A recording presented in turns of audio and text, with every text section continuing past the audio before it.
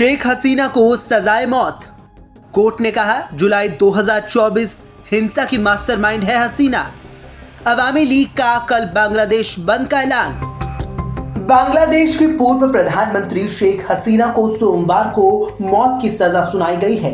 उन्हें ढाका की international crimes tribunal ने 5 में से 2 मामले, जिसमें हत्या के लिए उकसाने और हत्या का आदेश देने का मामला शामिल है, उनमें मौत की सजा दी। वहीं बाकी मामलों में उन्हें उम्र कैद की सजा सुनाई गई है। অ্যাটাকটা ছিল সিস্টেম্যাটিক, কারণ রাষ্ট্রের টপ র্যাঙ্কিং থেকে একদম কমান্ড এসে নিম্ন স্তর পর্যন্ত কমান্ড পৌঁছেছে এবং রাষ্ট্র সম্পূর্ণভাবে সম্পৃক্ত হয়ে এই অপরাধটা করেছে সিস্টেম্যাটিক। এবং এইটা তারা করেছেন তাদের সম্পূর্ণ জ্ঞানত, তারা জেনে বুঝে এটা করেছেন। বাংলাদেশে কোথায় কত লোক মারা গেছে, কি আক্রমণ হচ্ছে, কি অস্ত্র ব্যবহার হচ্ছে, সব সম্পর্কে এই অপরাধীরা যারা সাজাপ্রাপ্ত হয়েছেন তারা প্রত্যেকে জ্ঞাত থেকে, তাদের নলেজের মধ্যে থেকেও তারা এই অপরাধ সম্পাদন করেছেন। সুতরাং ওয়াইড স্প্রেড, সিস্টেম্যাটিক এবং উইথ দি নলেজ, এই সবগুলো শর্ত এই অপরাধের মধ্যে এই সবগুলো পূরণ হয়েছে বলেই এটা ক্রাইমস অ্যাগেন্স্ট হিউম্যানিটি হিসেবে বিবেচ্য হয়েছে এবং সেই ক্রাইমস অ্যাগেন্স্ট হিউম্যানিটির দায়েই তাদেরকে এই শাস্তিটা দেওয়া হয়েছে।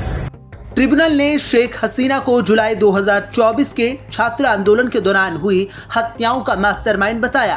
वहीं दूसरे आरोपी पूर्व गृह मंत्री असदुज्जमान खान को भी 12 लोगों की हत्या का दोषी माना और फांसी की सजा सुनाई। सजा का ऐलान होते ही कोर्ट रूम में तालियां बज उठी।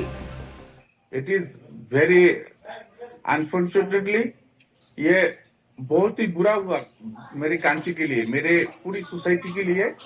बांग्लादेश की इतिहास में इतना काला दिन, इतना बुरा दिन और नहीं आया।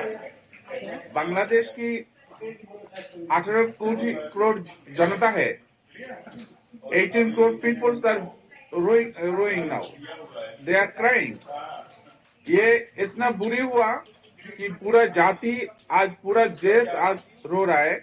ये बंगाली के इतिहास में सबसे कलंक के दिन है, सबसे बुरी दिन गया है। ये डेथ सेंटेंस नहीं है, ये पूरा जाति की डेथ कर दिया।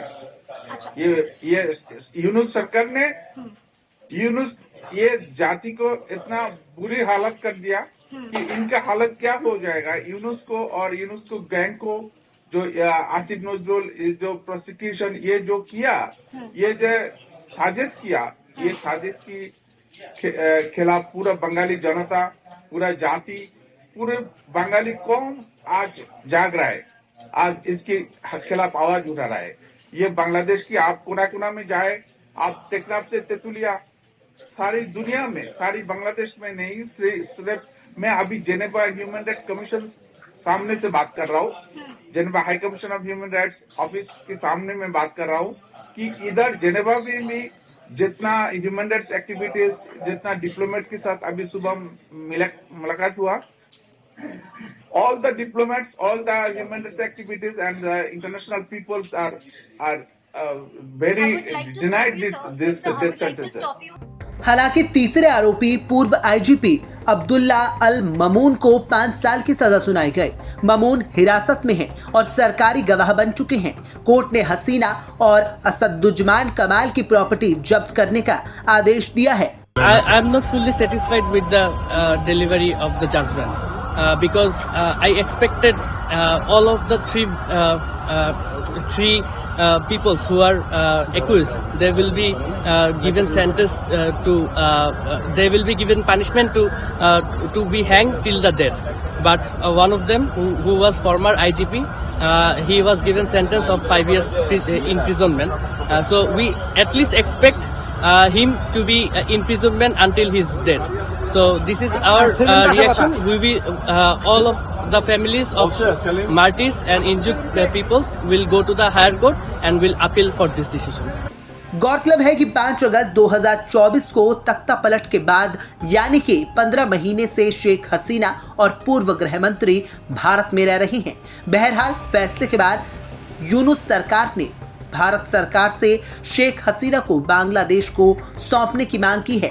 बांग्लादेश पीएमओ ने बकायदा बयान जारी कर कहा कि भारत और बांग्लादेश के बीच जो प्रत्यार्पण संधि है उसके मुताबिक ये भारत की जिम्मेवारी बनती है कि वह पूर्व बांग्लादेशी पीएम को हमारे हवाले करे। इस बीच बांग्लादेश की अपदस्थ प्रधानमंत्री शेख हसीना ने इंटरनेशनल क्राइम ट्रिब्यूनल यानी कि आईसीटी द्वारा सुनाई गई मौत की सजा को पूरी तरह से पक्षपातपूर्ण, राजनीतिक रूप से प्रेरित और अवैध करार दिया है।